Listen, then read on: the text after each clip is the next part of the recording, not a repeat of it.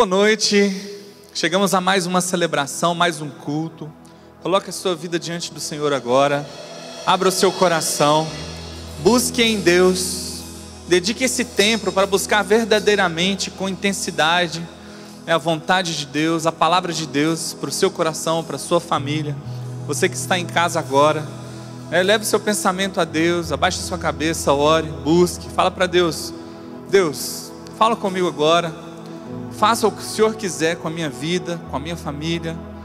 Que haja, Deus, transformação, que haja salvação no meu lar, que haja salvação, ó Deus, para todas as pessoas que assistirem, que estão assistindo esse momento. Faça a tua vontade. E aproveite também para compartilhar a mensagem do Senhor através do nosso aplicativo, baixando o aplicativo, se inscrevendo no nosso canal do YouTube, curtindo a nossa mensagem, compartilhando nos seus grupos, no Facebook. Curta lá a mensagem, para que essa mensagem chegue a mais pessoas. Nós somos uma igreja, nós temos um só propósito, que é levar essa mensagem de salvação a todos aqueles que ainda não conhecem Jesus. Deus os abençoe, vamos louvar.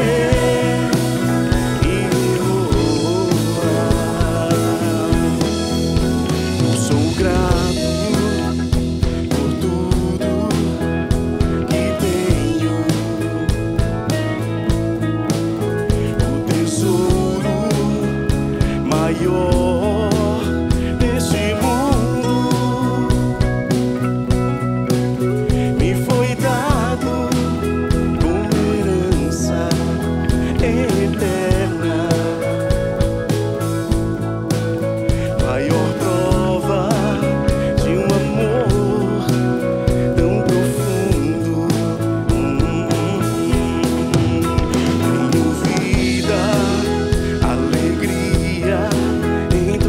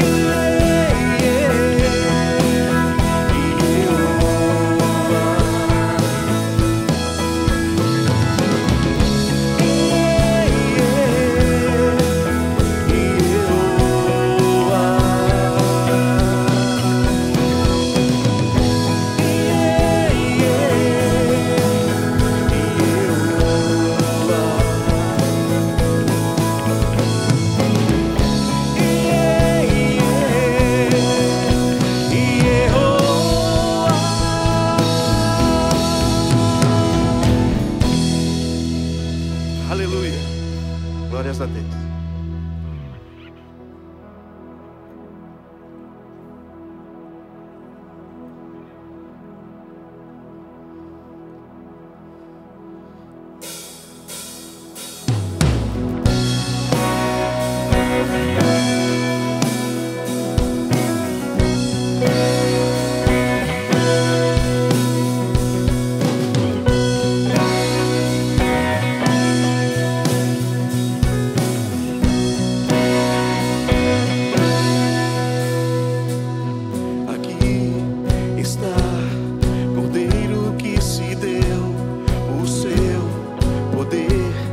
A morte ele venceu, que tem nas mãos o mundo a quem amou.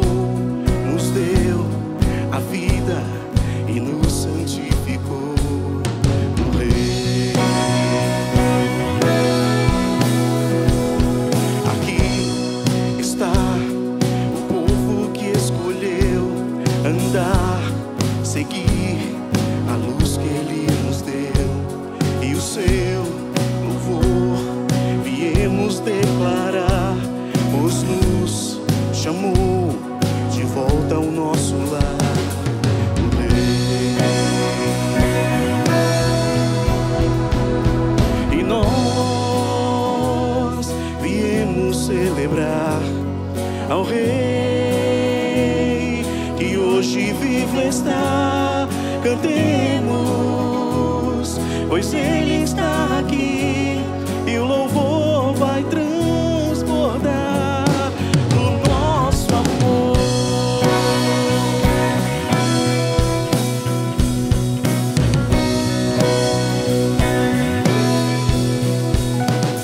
Então veremos todas as nações um dia rendendo os seus corações, cantando bem alto que só Ele é Senhor, ao Rei eterno, o nosso Redentor.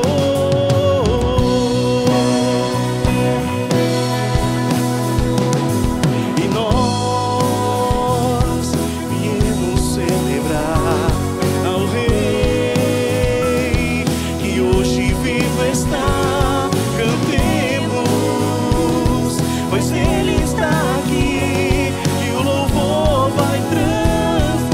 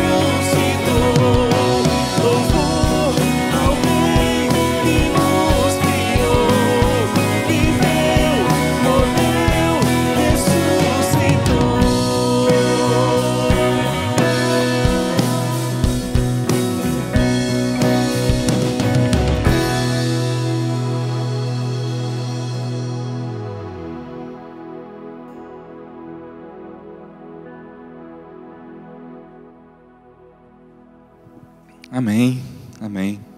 A palavra do Senhor lá em 1 João, no capítulo 3, verso 18 diz: Filhinhos, não amemos de palavra nem de boca, mas em ação e em verdade. Chegamos o momento de entregar os nossos dízimos, as nossas ofertas, que são ofertas de amor, são provas do nosso amor por aquilo que Deus tem feito em nós e através de nós. A nossa fidelidade em entregar um pouco daquilo que Ele tem derramado sobre as nossas vidas. A provisão de cada dia, o cuidado de cada dia, não é uma troca, mas é um agradecimento. Entregar o nosso dízimo é uma oportunidade que nós temos, um privilégio que nós temos. Eu conheci histórias de alguns missionários, e um dos momentos mais alegres, nas igrejas na África, no Haiti, era o momento de entrega do dízimo e da oferta, porque é um privilégio fazer parte da obra do Senhor. Então nesse momento, dedique o seu dízimo, a sua oferta, ore ao Senhor, agradecendo pela provisão dEle a cada dia, através do QR Code, do nosso aplicativo, transferência bancária, pode vir também no horário de atendimento aqui durante a semana, mas não deixe de provar e entregar o seu dízimo, a sua oferta, para a provisão e para o cuidado da igreja do Senhor nesse tempo, e nós como família, unidos, iremos avançar, nada irá nos parar.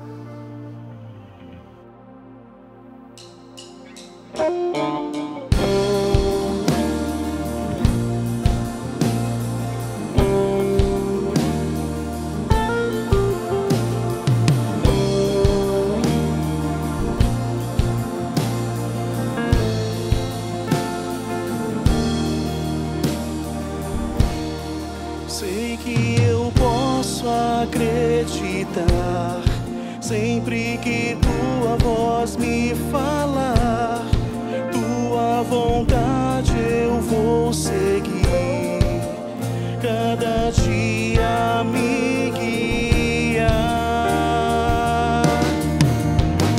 Eu vou caminhar por fé, mesmo quando eu não puder ver, pois eu sei que essa estrada escura leva-me ao teu querer.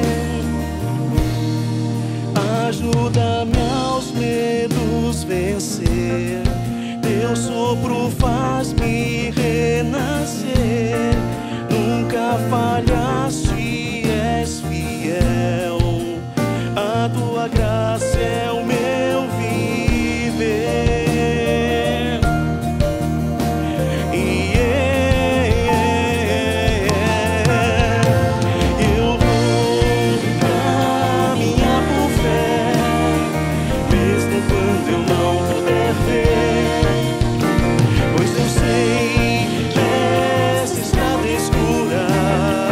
Leva-me ao teu querer.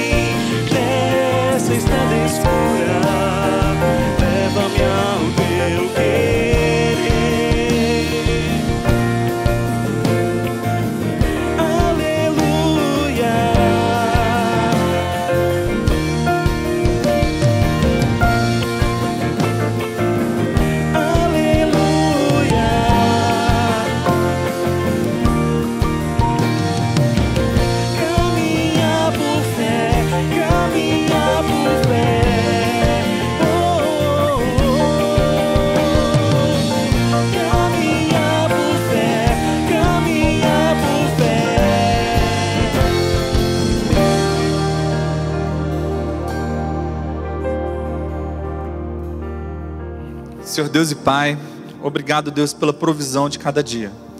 Obrigado, Deus, porque o Senhor é um Deus conosco, e o Senhor nos deu uma família que cuida de nós.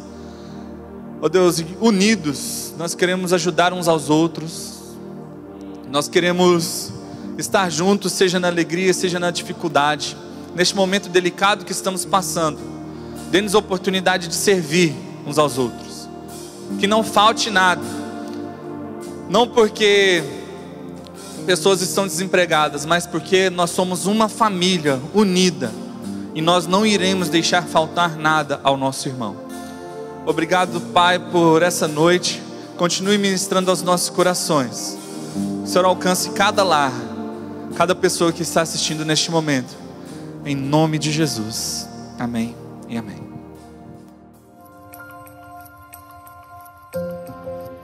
Oi, família Bethesda! Esperamos que todos estejam bem, estejam saudáveis, protegidos. Temos orado por vocês.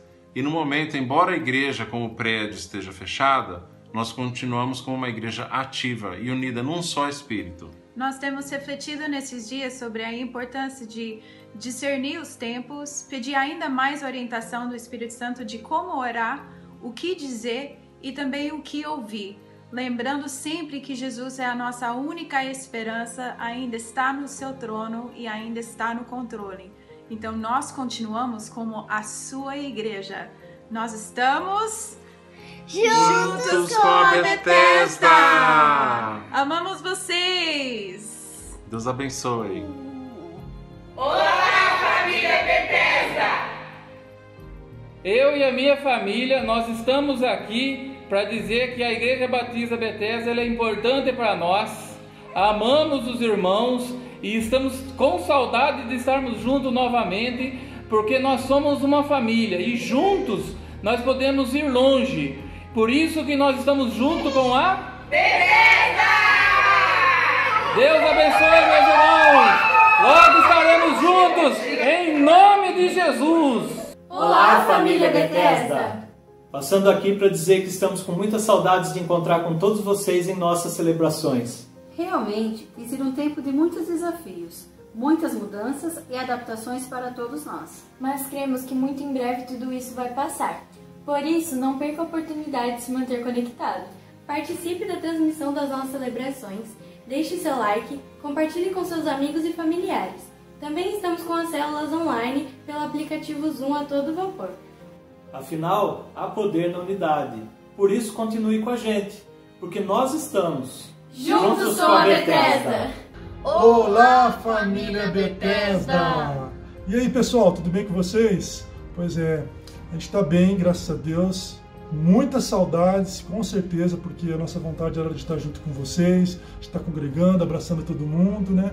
Mas, apesar de tudo, a gente não deixa de estar ligado, enquanto família, enquanto igreja da Bethesda. E nesse tempo, né, de tantas notícias ruins, o Senhor nos deu presente, nos deu um grande presente no dia 6 de maio, que foi o nascimento da nossa princesa Helena, que veio trazer muito amor e alegria para a nossa família. Pois é, né? E mesmo a gente ficando em casa, protegido e tudo mais, a gente não deixa de estar ligado nas programações da Bethesda. Não é verdade, Daniel? Então, eu todo sábado, às 2 horas da tarde, estou vendo os Oi Kids e é muito legal, recomendo, viu? É isso aí, pessoal. Então fique ligado, tem programação no sábado também, por live, tem programação no domingo e muitas outras coisas que você pode acompanhar pelo aplicativo e pelas redes sociais, tá bom? Pessoal, a gente continua aqui, mas a saudade é grande, como eu disse, né? E apesar de estarmos aqui, nós continuamos todos juntos com a Bethesda. Tchau!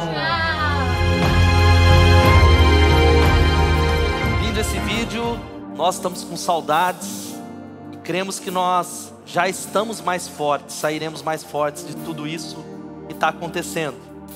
E hoje nós estamos iniciando uma campanha muito especial. Nós vivemos tempos tão difíceis com essa pandemia, em que infelizmente ainda a vacina não foi descoberta. Nós oramos para que isso aconteça. Mas existe um vírus ainda mais letal. Existe um vírus que tem destruído famílias, cidades, nações, casamentos, pessoas. E esse vírus se chama pecado. E nós queremos desafiar você, membro da Igreja Batista Bethesda, a entender que A palavra de Deus, ela traz qual é a esperança e qual é a vacina, que é o Evangelho de Jesus, que pode mudar as pessoas de dentro para fora. O Evangelho de Jesus, ele pode mudar qualquer circunstância, qualquer pessoa, quebrar qualquer vício por causa da cruz de Jesus, porque a esperança, ela é contagiosa. E hoje nós estamos inaugurando a nossa campanha Eu Mais Um para Jesus. E você vê o tema que está aqui, e se cada membro dessa comunidade alcançasse pelo menos mais uma pessoa, uma pessoa nos próximos 12 meses para Jesus, a nossa cidade já seria outra, a nossa nação será outra.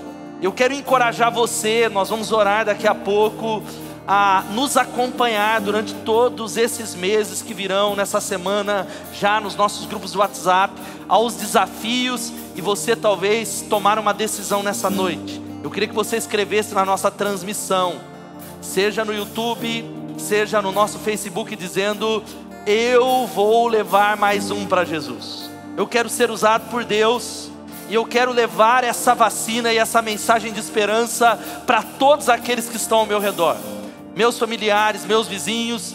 E nós vamos usar muito nesses dias de pandemia, até depois, mas muito mais agora, as ferramentas online que Deus tem dado para nós. E eu queria que agora você pensasse, você vai receber durante essa semana nos grupos da igreja, nas redes sociais lá, as informações, desafios, mas que você anotasse num papel aí, pelo menos 5 pessoas, que você vai orar por elas diariamente, que você vai de alguma maneira se aproximar para levar uma mensagem de esperança. E eu queria orar com você agora, eu queria que você ficasse em pé aí na sua casa, e nós vamos clamar por essas pessoas.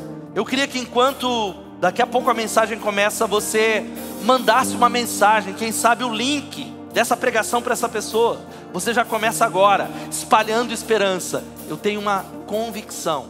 Sabe o que vai acontecer? Nós veremos muitos milagres nesses dias. Famílias sendo transformadas, pessoas sendo curadas da depressão, curadas, talvez casamentos sendo restaurados, pessoas sendo libertas de vícios. E tudo isso é só você dizer: Deus, eis-me aqui, eu faço parte, eu mais um para Jesus.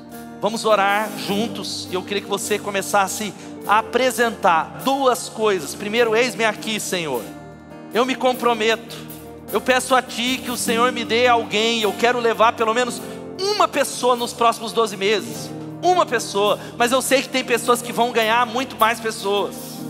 Pessoas serão usadas para levar para Jesus os seus ambientes de trabalho, famílias inteiras, 2, 3, 4 pessoas. Você vai orar por isso dizendo: Deus, me usa. E a segunda coisa, você vai apresentar esses nomes que vêm na sua mente agora, que vão ser alvo da sua intercessão consistente, diária, em nome de Jesus. Eu desafio você a fazer isso. Vamos clamar a Deus. Talvez seja o nome do seu pai, da sua mãe, do seu irmão, do seu vizinho, do seu amigo de trabalho. Eu não sei quem são essas pessoas. Talvez de maneira virtual alguém que mora do outro lado do Brasil, em outra nação. Vai orando, pedindo a Deus: Senhor, em nome de Jesus, Senhor, nós clamamos agora que o Senhor manifeste a Tua glória sobre a Igreja Batista Bethesda, sobre aqueles que acompanham. Pedimos a Ti que o Senhor levante a igreja, o Senhor levante os discípulos, o Senhor levante o Seu povo como mensageiros da esperança. Pai, que o Senhor coloque sobre nós uma paixão por pessoas, uma paixão por vidas. Nós os levantamos para espalhar a mensagem do Evangelho, para levar às pessoas Jesus Cristo, a transformação de dentro para fora, a libertação que há através de Jesus, a esperança para o casamento, a esperança para aqueles que estão enfermos, machucados, doentes, para aqueles que estão presos no pecado, nos vícios. Nós dizemos a Ti, Senhor, assim como o Senhor transformou, está mudando a nossa vida, nós queremos ser instrumentos. Usa-nos, usa-nos, usa-nos como traficantes da esperança, usa-nos como promotores, como testemunhas. E nós clamamos por pessoas e pedimos a Ti que haja uma revolução poderosa. Declaramos e cremos que daqui 12 meses haverá, ó Pai, pelo menos o dobro de discípulos na nossa igreja, nas nossas células. Nós oramos assim, Senhor, para a tua honra e para a tua glória, no nome de Jesus. Amém, amém, amém. Aplauda o Senhor. Se envolva. Eu creio que uma grande revolução começa nessa noite, no nome de Jesus. Vamos para a palavra, se prepare, nós vamos para a palavra. Vai morar no jardim, vai morar no jardim. Eu tô indo ali, eu tô indo ali, porque se eu falar que eu tô indo lá.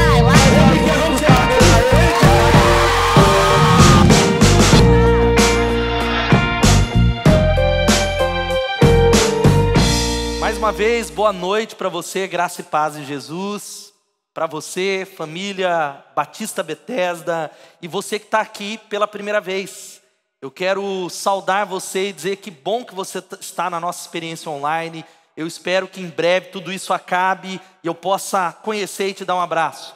Nós estamos numa série que se chama Casos de Família. Nós estamos em tempos de quarentena onde nós estamos mais juntos. Uma grande parte das famílias estão mais juntas. E muitas coisas têm se evidenciado. Nós estamos olhando para as Escrituras e conversando sobre histórias de famílias muito parecidas com as nossas. Nós falamos um pouco, iniciamos esse mês da família sobre a história de Abraão e falamos sobre como vencer as falhas de caráter na família. Como talvez um caráter que é falho não significa que tudo está perdido, quando nós estamos caminhando na direção de Deus. E semana passada nós avaliamos algumas doenças na família de Isaac. E hoje eu quero conversar com você. Eu quero convidar você a abrir a sua Bíblia em 1 Crônicas capítulo 7, os versos de 20 até o versículo 27. E eu quero conversar com você sobre o caso da família de Efraim. Como é que nós lidamos com tragédias na família? Como é que nós podemos lidar com dramas que acontecem na nossa família? E eu quero conversar sobre o caso da família de Efraim. Abra sua Bíblia em 1 Crônicas, capítulo 7, de 20 até 27. Abra a Bíblia aí na sua casa. Não só acompanhe, se você está sem Bíblia, mas se você tem uma Bíblia, abra a palavra de Deus que diz assim. Estes foram os descendentes de Efraim: Sutela, que foi o pai de Bered, pai de Taate, pai de Eleada, que foi o pai de Taate, pai de Zabade, pai de Sutela. Ezer e Eleade, filhos de Efraim, foram mortos por homens da cidade de Gate, quando tentavam roubar os rebanhos deles. Efraim chorou muitos dias por eles e seus parentes vieram consolá-lo. Depois ele se deitou de novo com a sua mulher, ela engravidou e deu à luz a um filho, e ele o chamou Berias, pois tinha acontecido uma desgraça na sua família. Sua filha chamava-se Seerá. Foi ela que fundou Bet-Horon Alta e Bet-Horon Baixa e também o Zen-Seerá. O filho de Berias foi Refa, pai de Rezefe, que foi o pai de Telá, pai de Taã, pai de Ladã, pai de Amiúde, que foi o pai de Elisama, pai de Num, que foi o pai de Josué. Vamos orar mais uma vez. Eu quero encorajar você a pedir a Deus pelas nossas famílias, pela sua casa, em nome de Jesus. Ó Pai, em nome de Jesus. Pai, nós clamamos a Ti pelo poder do Teu Espírito Santo, que o Senhor se mova curando as nossas famílias, restaurando o nosso coração, os nossos casamentos, trazendo conversão do coração dos pais aos filhos e dos filhos aos pais. Que seja quebrada toda a maldição que toma conta de milhares de famílias na nossa nação. E eu clamo a Ti que o Senhor mude, que o Senhor restaure, que o Senhor venha sobre nós. Que o Senhor traga a Tua bênção e a Tua presença. Glorifica o Teu nome, edifica a Tua igreja e fala conosco. Fala conosco. Oramos em nome de Jesus. Amém e amém. Esse é um texto da palavra de Deus que você é inclinado a pular ele. Quando você está na leitura da palavra de Deus, a genealogia é um texto que não diz nada. É um texto que fala uma série de nomes que talvez sirva para você dar nome para um filho, você que gosta de ser criativo, mas é um texto que a gente corre o risco de dizer, não sei por que está aqui, por que é que esse texto está aqui, por que essa genealogia? Porque é uma história de família, é uma história sobre famílias. A Bíblia é um livro que retrata a história das famílias. A história de famílias que são abençoadas, mas esse texto está falando que tragédias, elas acontecem na casa de famílias abençoadas. A tragédia, o drama, a luta não chega só na casa daqueles que não servem a Deus, mas chega na casa dos servos mais fiéis, de homens e mulheres que estão andando com Deus. E o fato é que eu estou seguro de dizer algo para você, de que nós não temos famílias perfeitas. Nós não tivemos avós ou não temos avós perfeitos, nós não temos filhos perfeitos. Você não é um marido ou uma esposa perfeita, você não casou com um cônjuge perfeito. Não existe. Não existem famílias perfeitas, não existe, e eu tenho convicção que aí da sua casa você pode dizer amém ou misericórdia, porque as famílias perfeitas não existem. Filhos desobedecem, familiares ou talvez maridos e esposas brigam ainda, e eu penso que se a gente olhar para a nossa árvore genealógica, ou talvez até mesmo hoje, pessoas estão enfrentando tragédias, ou talvez se depararam com tragédias na história da sua família, coisas que talvez machucaram. A dor, a dificuldade financeira, talvez uma enfermidade que foi consumindo por dentro uma família inteira, o divórcio, a morte que talvez acometeu muitas famílias, e eu tenho convicção que a história da nossa família são histórias dos dramas, histórias de dificuldades e tragédias, de tempestades, de dificuldades, histórias até mesmo dolorosas, e a verdade é que são histórias que acontecem na vida de pessoas que servem a Deus. É só a gente olhar, e nós estamos fazendo isso nesse mês, de que a história das famílias da Bíblia são histórias que não são perfeitas. Adão e Eva têm 2 filhos, Caim e Abel, e um irmão, ele mata o outro. Uma tragédia na primeira família da Bíblia. Um irmão, por inveja, ele mata o outro. A história de Abraão, que nós avaliamos, você já parou para pensar? Uma história de mentira, uma história em que ele tem um filho fora do casamento, ele manda embora esse filho, uma história de dor. A história de Isaac, que nós avaliamos e analisamos na semana passada, de 2 irmãos que crescem como inimigos, ficando 22 anos sem se falarem, sem conversarem. Você imagina a dor, e nós podemos citar tantas famílias, a família de Jacó, que carrega essa marca de 12 filhos, onde ele tinha uma predileção por José, os irmãos que vendem José como escravo. E esse Jacó, ele conhece a Deus, sabe quando? Com 93 anos no Vale de Jaboque. Uma história de luta, de dor, de dificuldade também. Tantas outras histórias, a história que eu posso citar, a história de Moisés. Moisés, o maior líder da história, um dos maiores líderes da história de Israel. A sua esposa diz assim: eu tenho um marido que é sanguinário, eu tenho um marido que é quase um assassino. A história de Eli nas escrituras, que é uma das histórias que nós vamos analisar nesse mês, que teve os seus filhos que foram criados na casa de Deus, criados no ministério, homens que aprenderam a palavra, mas eram homens maus, como diz a palavra de Deus. O próprio profeta Samuel, a Bíblia diz que, não obstante ele sendo um homem que orava pela nação, que era um homem cheio, que ouvia a Deus, os seus filhos não andaram no seu caminho. A história de Davi que nós podemos falar que tem um filho que estupra uma irmã. E por causa do estupro dessa irmã, o outro filho, Absalão, se levanta e mata o seu irmão, tenta roubar o trono do pai. Esse é talvez um pano de fundo da Bíblia. Eu termino essa introdução contando sobre Ezequias, o grande rei Ezequias, que serviu a Deus de todo o coração. Ele fica doente e ele pede a Deus para estender os anos de vida. Deus dá para ele 15 anos. Nesse período nasce um filho chamado Manassés, talvez o pior rei da história do povo de Israel, o pior homem do mundo, feiticeiro, alguém que passou o seu filho no fogo em sacrifício a Moloque. Essas são as histórias, dramas. Eu não sei quais são as tragédias que você tem enfrentado. Eu tive um tio que foi assassinado no ano de 1988. Eu ainda uma criança que não entendia muito, eu vi o sofrimento profundo na vida do meu pai e dos meus avós. Um primo que foi assassinado no ano de 2003, que feriu uma família, que trouxe tantas tragédias. Agora pense nessa família que nós estamos avaliando nessa noite, a família de José. Você não tem dúvida que José, o grande governador do Egito, foi um homem tremendamente usado por Deus. A Bíblia diz que Deus era com ele.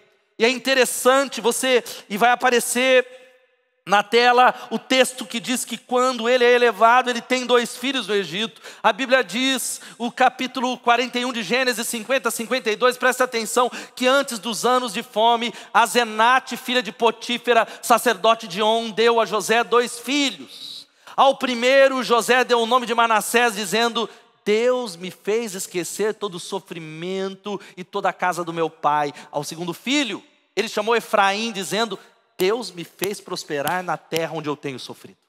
José é um homem de Deus tão tremendo que ele tem um filho, ele coloca o nome de perdão. Para que todas as vezes que ele olhasse para o seu filho, ele dizia: eu esqueci, eu perdoei, eu continuei. Sendo que há muitas famílias que não conseguem levantar um memorial de perdão. Mas o segundo filho, que é aquele que nós estamos avaliando nessa noite, Efraim, ele é chamado de prosperidade. Deus me fez prosperar. Deus, ele me abençoou. E é tão interessante que se você continua lendo Gênesis, no final, José abençoa os seus filhos e leva os seus filhos para Jacó. O grande Jacó, abençoar também os seus filhos. Eu abro um parêntese dizendo que José entendia algo que nós perdemos na nossa sociedade, que você não pode seguir adiante sem a bênção dos seus pais. Eu vejo jovens e adultos seguindo na vida sem a bênção dos pais, fazendo frente, vendendo os valores. Mas José, o texto diz que ele leva os seus filhos, presta atenção nessa introdução, e é interessante que quando Jacó vai abençoá-los, e geralmente a mão direita está sobre o mais velho, que era o primogênito, ele troca as mãos. E aí José diz assim: pai, não, a mão está no lugar errado. Ele: não, porque o menor será mais abençoado. Efraim seria mais abençoado que Manassés, e o significado de Efraim é duplamente abençoado. Você já parou para avaliar, filho de José, e o texto vai dizendo que você já parou para pensar nisso, que nós entramos nessa história, e o texto começa a contar a história de Efraim, e o texto diz que Ezer e Eleade, filhos de Efraim, foram mortos por homens da cidade de Gate, quando tentavam roubar os rebanhos dele. Os filhos de Efraim, os netos de José são mortos. Sabe como é que eles são mortos? Eles eram ladrões de gado. Eles eram ladrões. Você já parou para pensar a tragédia numa família de talvez ter filhos que são ladrões, que são mortos, assassinados, porque são pegos roubando? Eu não sei como é que começou isso. Netos do grande governador, talvez se iniciou roubando um lápis, roubando algo pequeno, roubando um cabrito, roubando uma pequena ovelha, algo que talvez foi imperceptível aos olhos dos pais, porque muitas vezes nós não conseguimos detectar as falhas de caráter dos nossos filhos. Mas a tragédia chega nessa família. Eles são assassinados, eles são mortos, eles são pegos. Você já parou para imaginar 2 filhos sendo mortos? E é interessante que eu começo a pensar como é que José reagiu a isso. E se você talvez pensa, mas José não deve ter participado disso, talvez ele fosse morto. Não. A Bíblia diz assim lá em Gênesis capítulo 50, versículo 23, presta atenção, que José, ele viu a 3ª geração dos filhos de Efraim. Além disso, recebeu como seus os filhos de Maquir, filho de Manassés. Sabe o que isso diz? Que José, ele participou, ele teve que ir no funeral dos netos, provavelmente. Ele chora, e o texto diz que, veja só, Efraim, ele chorou muitos dias por eles. Ele chorou muitos e muitos e muitos e muitos dias. Talvez a maior dor que há no coração de um ser humano e que não deveria acontecer é um pai ter que enterrar um filho. Um pai, é uma inversão da lei da natureza, um pai enterrando um filho, que talvez eu penso que Efraim se encheu de culpa dizendo: por quê, onde eu errei, o que é que eu não percebi, quais foram os sinais, por que os meus filhos foram mortos? E queridos, eu começo a avaliar que talvez uma das coisas que fazem mais um pai e uma mãe sofrer é ver os seus filhos que foram criados na casa de Deus, que receberam os valores que foram passados, transmitidos, virando as costas para os valores, indo embora, virando as costas e cuspindo em tudo aquilo que eles receberam. Uma das coisas que mais faz o coração de um pai e de uma mãe ser ferido, ficar machucado, destruído, dilacerado. Agora veja só, o texto continua dizendo que essa dor é tão grande, porque tem hora que a dor é tão grande, gente, que o consolo parece que não chega. Eu sei que tem pessoas acompanhando essa transmissão que está exatamente assim, dizendo: pastor, eu estou enfrentando algo que dói tanto, parece que o consolo não chega. Parece que essa dor, ela não passa. E a história continua dizendo que ele tem um filho de repente. Talvez que não foi planejado. E a Bíblia diz no versículo 23, que depois ele se deitou de novo com a sua mulher. Ela engravidou e deu à luz a um filho. E ele chamou Berias, porque tinha acontecido uma desgraça na sua família. Berias, sabe qual que é o significado de Berias? Significa desgraçado. O nome Berias é desgraçado. Ele está dizendo mais ou menos assim: a minha família é uma tragédia. E todas as vezes que eu olhar para esse filho, eu vou relembrar que a minha família é uma desgraça. Ela foi acometida com uma desgraça que acabou com ela. Quais são, e nessa noite eu quero falar rapidamente com você, quais são as lições, ou o que é que a crise gera dentro da nossa casa, porque a crise chega, as tragédias chegam. A dificuldade chega, quais são e o que ela gera dentro de nós? Em primeiro lugar, sabe o que a crise faz? A tragédia faz. Elas podem nos levar a derramar as frustrações e derrotas sobre a nossa casa. A tragédia que chega, a morte de um filho, a morte de um familiar, o desemprego, um câncer, a dor, uma porta fechada, pode nos levar a derramar a nossa frustração e a nossa derrota sobre a nossa família toda. E esse texto vai dizendo que Efraim, ele derrama essa derrota sobre o seu filho de tal maneira que ele coloca o nome sobre o menino de desgraçado. Eu fico pensando, ele falando: ô desgraçado, vai buscar pão na padaria. Ô desgraçado, já chegou. O menino desobedeceu, mas é um Berias mesmo, mas é um desgraçado mesmo. E ele começa a reconstruir a sua história depois da morte dos seus filhos de uma maneira muito negativa. De uma maneira cinza, uma maneira pessimista, sem esperança, porque ele fica preso no seu sofrimento, ele fica amarrado na sua dor, ele reconstrói sim a sua família com dor e angústia, e ele lança sobre os filhos, e preste atenção, toda a frustração. E o que eu estou dizendo para você é que uma tendência que a gente tem é que quando tudo dá errado, quando o dinheiro não chega, estamos desempregados, a tendência que temos é jogar toda a nossa frustração sobre cônjuges, sobre os filhos, sobre a nossa família, descontar naqueles que não têm culpa, descontar e talvez criamos desgraças, Berias da nossa família. E sabe que é interessante que Efraim talvez não percebeu, era a cultura bíblica, o nome carregava um grande significado, era a pessoa agrafada, o seu filho carregava. Você já parou para pensar na escola? Olha o desgraçado chegando ali, quem que veio para a entrevista? O desgraçado, o amaldiçoado. Ele coloca uma carga, dizendo e fazendo o seu filho ser punido por algo que ele não teve culpa. Ele não enche o seu lar de esperança. Ele está dizendo para Berias mais ou menos assim: sabe por que o nome dele é Berias? Porque está ali mais um ladrãozinho de gado. Vai acontecer a mesma coisa. Os irmãos foram assim, não tem nada de melhor. Ele descarrega os seus traumas, ele diz: vai repetir a história. E ele coloca o nome, porque as coisas estão mal na sua casa. E a sua tendência é descarregar isso porque está mal, porque a gente perdeu o emprego, porque uma enfermidade chegou. Por causa de um momento, nós marcamos toda a nossa história, perpetuando a tragédia. E sabe qual que é o problema? Às vezes, na hora da dor, a gente tem uma tendência, você pode ter 10 filhos, mas o filho problemático, a gente coloca tudo nele. A gente esquece os outros 9. A nossa ênfase, a nossa oração, as nossas lágrimas, o nosso desejo de pedir aconselhamento, todas as nossas noites insones, nós estamos focados naquele que é o problemático, esquecemos dos outros 9, que são filhos exemplares. Nós olhamos para o desgraçado, até na igreja é assim. E eu sou culpado desse pecado, que a gente, ao invés de nos alegrarmos com aqueles que vieram para o culto, a gente fica triste por aqueles que não vieram. Na sua célula, ao invés de você ficar feliz com os irmãos que vieram para a reunião online, você fica chateado com aquele 1 ou 2 que não veio. E exatamente essa é a nossa tendência. Nós também tem um outro lado que nós podemos transferir também sonhos. E sufocamos filhos que dizem assim: eu não quero essa profissão. Segunda lição, ou segunda coisa que a crise gera, é que não conseguimos enxergar o que vai bem. Quando nós não transpomos a crise, ficamos amarrados na crise, a gente não consegue enxergar o que Deus está fazendo. Na história de Efraim, presta atenção no versículo 24, a Bíblia diz o seguinte: sua filha chamava-se Será, foi ela que fundou Bet-Horon Alta, Bet-Horon Baixa e também Uzem Será. Sabe o que acontece? Ele não está prestando atenção numa filha que é uma empreendedora. A Bíblia diz que uma mulher, numa cultura machista e oriental, ela é uma empreendedora que funda 3 cidades. mas Efraim está focado na tragédia que ficou lá atrás. Ele não consegue notar aquela filha, não consegue colocar o coração naquela filha. E sabe qual que é a questão? Nós sofremos tanto com o problema, tanto com o problema, tanto com o problema, que nós não conseguimos nos alegrar com aquilo que está dando certo.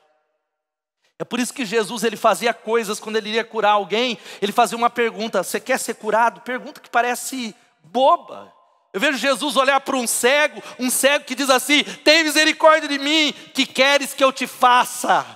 E aí que talvez, é claro que não faríamos isso com Jesus, mas se fosse um irmão perguntando, eu falava: quero que você me dê um labrador, quero falar oi, é óbvio que é ser curado, mas porque Jesus sabe que nós temos uma tendência de nos acostumarmos às nossas tragédias e às nossas dores, usá-las como muletas, para não assumir a responsabilidade. Ele não percebe que a sua menina está crescendo em graça, dentro da sua casa. A atitude do pai e da mãe influencia ela, mesmo sem palavras.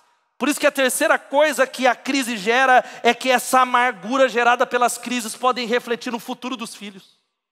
Talvez uma atitude sua hoje, por causa de uma tragédia, ou uma crise, ou um momento, vai refletir no futuro dos seus filhos. É tão interessante que essa menina, ela é uma empreendedora que ela funda 3 cidades. Ela inaugura, mas sabe qual que é o nome das cidades, o significado? O nome que é Bet-Horon Alta, Bet-Horon Baixa e Uzen Será, significa vazio.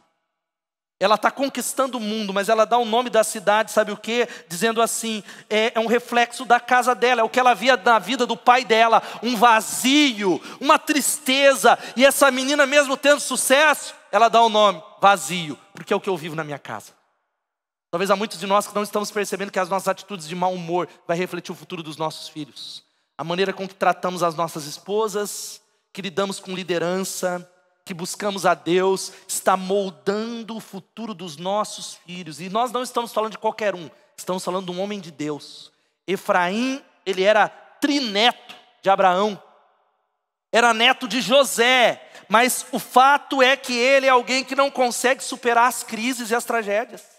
Ele é afetado profundamente. A falta de alegria é lançada no futuro dos nossos filhos, que não conseguem transcender e receber a vida de Deus. A quarta coisa, sabe qual é? As crises na família tiram o foco do futuro. Efraim é alguém que não sonha mais. É interessante que o texto vai falando que seus irmãos tentaram consolá-lo, mas o que ele faz é Berias, desgraça, desgraçado. Porque, veja só, tinha acontecido uma desgraça na sua família. Porque aconteceu uma tragédia, ele não consegue mais olhar lá, porque ele só vive de lembranças do passado. E isso tem acontecido com muitos de nós. Muitos de nós estamos vivendo em 1995, ou em 2007, ou em 2011, ou em 1955. Eu não sei quando foi que a tragédia aconteceu, mas há pessoas que estão paralisadas num passado que foi bom, mas que foi interrompido por um drama, por uma tragédia, por uma queda, por um desemprego, por uma crise, e ficamos amarrados no passado e não olhamos mais para o futuro. Ele não consegue, nós achamos que nada melhor do que aquilo que foi bom no passado vai acontecer. A minha célula não pode, o meu ministério, porque eu tive um bom salário no passado, então se aquilo que foi bom e eu perdi, nada melhor vai acontecer. Nada de melhor vai acontecer. Pessoas que não conseguem mais colocar o pé na estrada, paralisados, amarrados. E a quinta e última coisa que nós avaliamos nesse texto é que a crise ela pode afetar as emoções. A crise ela afeta. É interessante que o texto vai dizendo o seguinte, o versículo 22, que Efraim chorou muitos dias por eles e seus parentes vieram consolar. No original diz que ele não se permitiu ser consolado. Ele deixou o luto afetá-lo. E existem pessoas que se recusam a ser consoladas. Há muitas pessoas que não têm o que fazer. Eu tenho na minha experiência pastoral avaliado e lidado com pessoas que não há o que eu faça. Parece que elas se agarraram à sua dor. E parece que tudo que nós falamos e aconselhamos, elas dizem assim, você não sabe, você não viveu. É fácil falar, estão amarradas num ciclo de dor, elas se recusam a ser saradas. Isso afeta a saúde emocional da família, uma crise que afeta relacionamentos. É só você olhar também para a história de José.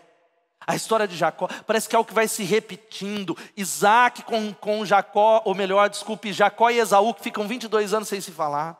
Jacó que gera um filho que tem uma predileção, que é José. Seus irmãos o vendem, anos sem se falar. Isso é um ciclo, porque o pecado dos pais visita os filhos quando ele não é passado pelo sangue, quando não há uma redenção, quando o evangelho não chega. Agora, querido, olha aqui para mim. Para fechar essa palavra, eu não sei como é que está a sua casa. Eu não sei como é que está a sua família. Eu não sei como é que os seus avós, a sua mulher, os seus filhos estão. E eu sei, mais uma coisa eu sei, não tem ninguém, nem mesmo aqui nesse auditório. Dá um glória a Deus aí, povo que está aqui na reunião online. Dá aí, ó. Não há ninguém que pode bater no peito e falar assim, ó, eu tenho uma família perfeita. Tenho um casamento perfeito. Não tenho nenhum problema. Vai tudo bem. Todos nós, muitas vezes, somos machucados e feridos. Eu fecho essa palavra dizendo como é que a gente vence as tragédias e os dramas. Como é que nós podemos vencer essas dificuldades que afetam as nossas famílias e famílias de homens de Deus? Em primeiro lugar, se levante no poder de Deus para ser um redentor da história da sua família, em nome de Jesus. Se levante no poder de Deus para ser um redentor da história da sua família. Se levante no poder de Deus para reescrever a história da sua família. Se levante no poder de Deus para colocar ordem na sua casa hoje. Para colocar ordem no seu casamento hoje. Sabe o que é interessante no texto? Que Berias, o desgraçado, o menino que carregou esse nome, ao contrário de Efraim, ele começa a reescrever a sua história. Ele começa a mudar e ele não permite que o seu nome fique agregado a quem ele é. Ele não permite que esse simbolismo, esse passado defina e que fique associado e marque a sua história. Não, ele reage. É interessante que ele tem um filho. Veja só o que diz a Bíblia, o versículo 25. O filho de Berias foi Refa, pai de Recef. Você sabe o que quer dizer Refa? Quer dizer cura. Refa ou Rafa quer dizer cura. Ele está dizendo assim, ó, a partir de agora eu estou desconectando esse passado para um futuro de cura. Eu creio na redenção, eu creio na história. Por mais que o meu nome, o meu passado seja um passado de tragédia e de desgraça, o meu nome seja Berias, eu estou gerando cura, eu estou substituindo e me desconectando da história da minha família, no sentido de que eu não vou reproduzir a neurose do meu pai, a desesperança do meu pai. Eu não vou repetir essa tragédia. Ele acentua, porque essa é a nossa tendência de repetir o pecado dos nossos pais. Nós repetimos, todos nós. Eu tenho a tendência de repetir porque eu sou igualzinho meu pai. E meu pai é muito parecido com meu avô. E muitas das coisas e erros e dificuldades e problemas do meu pai eu repito. Mas a palavra de Deus para nós é dizer, se levante para reescrever uma nova história. Acrescente uma nova realidade. Nós não podemos mudar o passado, mas o futuro sim. O futuro pode ser de cura em nome de Jesus. Em nome de Jesus. Deus tem uma palavra em Isaías 58, uma promessa de que é uma promessa para o povo de Deus, para você que se chama pelo nome de Jesus, dizendo que o seu povo reconstruirá as velhas ruínas e restaurará os alicerces antigos. Você será chamado reparador de muros, restaurador de ruas e moradias. Louvado seja o nome de Jesus. Se levante, meu irmão, minha irmã. Se levante, não importa como a sua família vive hoje, quais foram as desgraças que você está enfrentando hoje. Quais são as tragédias, a pobreza, a dor, a enfermidade. Se levante para reconstruir as ruínas antigas. Para reconstruir e restaurar os alicerces antigos. Para que você seja chamado de reparador de muros. Restaurador de famílias para a glória de Jesus. Sabe qual que é a segunda lição e última? É essa. Não perca a perspectiva do futuro. Não perca, em nome de Jesus. Irmãos, no meio do Covid-19, não perca a perspectiva do futuro. Ei, não perca a perspectiva do futuro, porque é interessante. Creia que quando tudo parece perdido, Deus sempre tem um jeito de nos surpreender de maneiras poderosas. Quando tudo parece que agora chegou no fundo do poço, agora não tem para onde ir. Pastor, a minha família, o meu casamento chegou no fundo do poço. É dali que Deus quer fazer algo que todos digam, a glória pertence ao Senhor. É milagre, é troféu da graça. Eu quero pensar o seguinte, que quando você está num beco sem saída, e é o que aconteceu na família de Efraim, é o caso por causa de Berias, há esperança para a sua família, meu irmão e minha irmã. Você que está ouvindo talvez esse podcast, ou assistindo, ou está agora conectado ao vivo conosco, e talvez aquilo que você acha que só tem problema, Deus vai tirar uma solução. Onde há um muro, é dali que Deus faz milagres. Louvado seja o nome de Jesus. Pastor, onde é que está falando isso? Além de Refa, que é cura, o texto vai dizendo o seguinte, os versos 25 a 27. O filho de Berias foi Refa, que é cura, pai de Rezefe, que foi o pai de Telá, pai de Taã, pai de Ladã, pai de Amiúde, que foi o pai de Elisama, pai de Num, que foi o pai de Josué. Querido, o texto diz que primeiro ele gera cura, e depois Berias ele tem uma outra filha que se chama Ladã, que significa colocar as coisas em ordem. Diante da tragédia ele começa a mudar a história da sua família e falar, eu não serei vítima, eu sou dependente de Deus, mas através do poder de Jesus e da graça e da misericórdia, porque para Deus não há impossível, minha família pode ser redimida, restaurada, transformada. Sabe o que acontece? O texto vai dizendo que o último descendente de Berias se chama Josué. Sabe quem foi Josué? Josué foi o substituto de Moisés, o grande libertador do povo de Israel, que conduziu Israel para a terra prometida. Você sabe o que significa Josué? O Senhor é salvação, Jeová é salvação. Josué é o mesmo nome que Jesus. Jesus é o nome grego, Josué é o nome hebraico, mesmo nome. Louvado seja o nome de Jesus. Sabe o que isso significa? Que tudo começa com o quê? Berias, mas termina com Josué. Tudo começa com desgraçado, mas sabe como é que conclui? O Senhor salva, o Senhor transforma, o Senhor restaura em nome de Jesus. Querido, eu quero dizer para você que Deus não acabou de escrever a sua biografia, a minha biografia. Ele não escreveu o último capítulo da história da sua família. Sabe o que eu acredito? Que aquilo que parece que é o final, Deus vai levantar um descendente. Pode ser o seu filho, aquele que talvez você diz, pastor, esse não quer saber de Deus, ele é ateu. Ele está preso nas drogas, numa sexualidade distorcida. Deus pode levantar ele para ser o instrumento para salvar milhares. Não carimbe o seu filho com fracasso. Não carimbe a sua família com fracasso. Não podemos perder a esperança. Sabe qual que é o fato? Deus ele nos conduz em triunfo, mesmo no meio das tragédias. Eu quero dar uma palavra para os pais que estão aqui. Querido, ou melhor, para aqueles que não são pais. Você que está na transmissão, até aqui que não é pai ainda. Como dizia Agostinho, comece educando os seus filhos 20 anos antes dele nascer. Sabe o que isso significa? Antes de ter filhos, você está andando na palavra de Deus, em jejum, em oração, crendo na obra consumada de Jesus pela sua família, honrando seus pais, para que quando o seu filho te perguntar, como é que você foi quando era jovem, pai? Você diga, eu servi a Deus. Como é que você era quando namorava? Eu servi a Deus. Eu andei com Jesus. A minha família foi redimida. Sabe como que eu fecho essa palavra? Com uma promessa de Deus sobre a minha e sobre a sua vida, que eu queria que você ficasse em pé aí na transmissão, na sua casa, e eu queria que você declarasse essa promessa, que é uma promessa de Deus para nós. A Bíblia diz assim, que quanto a mim, esta é a minha aliança com eles, diz o Senhor, o meu espírito que está em você e as minhas palavras que eu pus na sua boca, não se afastarão dela, nem da boca dos seus filhos e dos descendentes deles, desde agora e para sempre, diz o Senhor. Aplauda Ele, louvado seja o nome de Jesus. Dá um glória a Deus. Quanto a mim, essa é a minha aliança, diz o Senhor.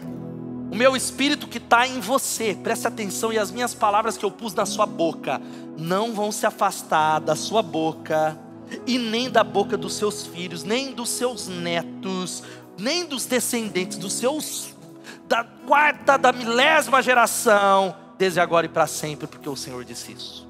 Nós somos uma geração abençoada.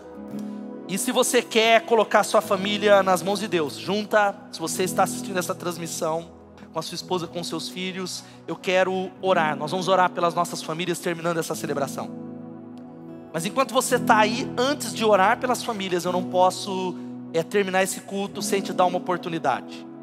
Tudo isso que a gente está falando aqui não adianta nada. É algo que você vai falar, que legal, que palavra boa desse pastor, que boa, mas não vai mudar a sua família e a sua vida se você não entregar a sua vida a Jesus Cristo.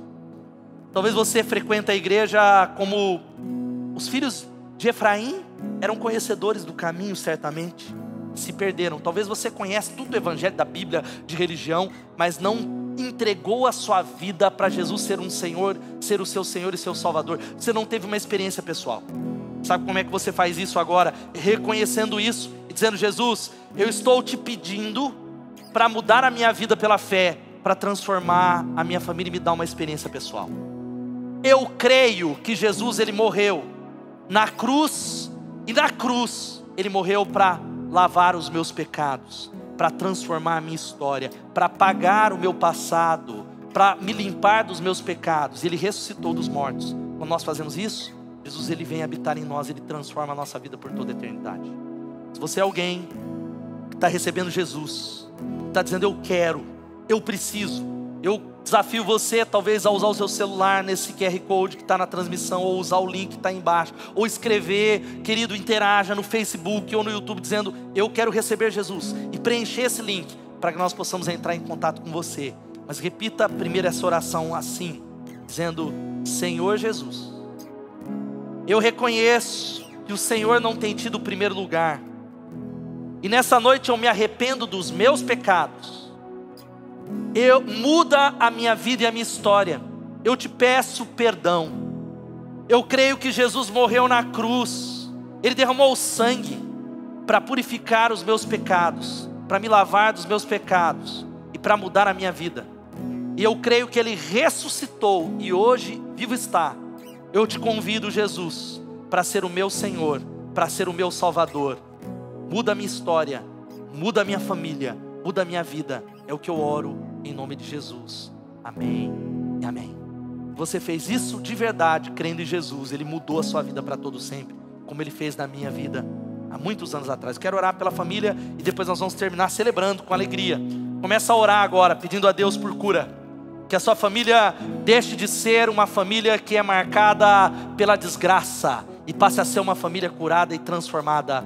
Ó Pai, em nome de Jesus, nós consagramos as nossas famílias agora para a Tua honra e para a Tua glória. Nós consagramos os nossos casamentos, os nossos filhos, as nossas histórias. E ó Pai, nós pedimos a Ti que o Senhor possa redimir as nossas tragédias, as nossas dores, os nossos dramas. Ó Deus, transforma o passado de adultério, transforma o passado de dor, de enfermidade, de falência, de pobreza, de dificuldade, de mágoa, de amargura. Transforma a história da nossa família. Nós nos levantamos como redentores através do poder do Espírito Santo, redentores da história da nossa família, e pedimos a Ti: entra na nossa casa e na nossa família. Nós consagramos a nossa casa e dizemos que ela é Tua. Nós oramos assim e dizemos que somos abençoados pelo Senhor, em nome de Jesus. Amém e amém e amém. Vamos cantar. Queria desafiar você a agradecer a Deus pela sua família, agradecer. Antes da gente aí, eu vou fazer a última oração. Vamos cantar e celebrar Ele em nome de Jesus.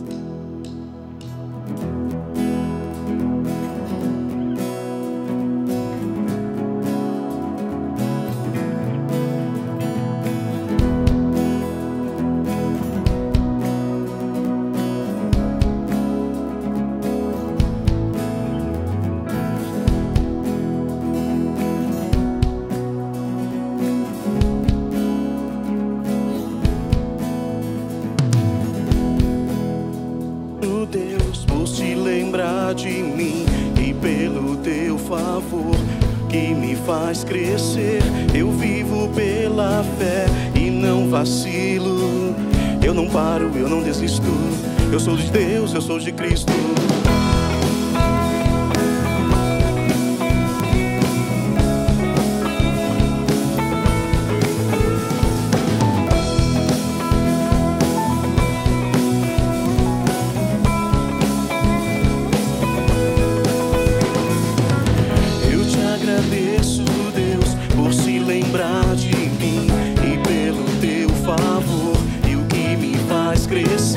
Eu vivo pela fé e não vacilo.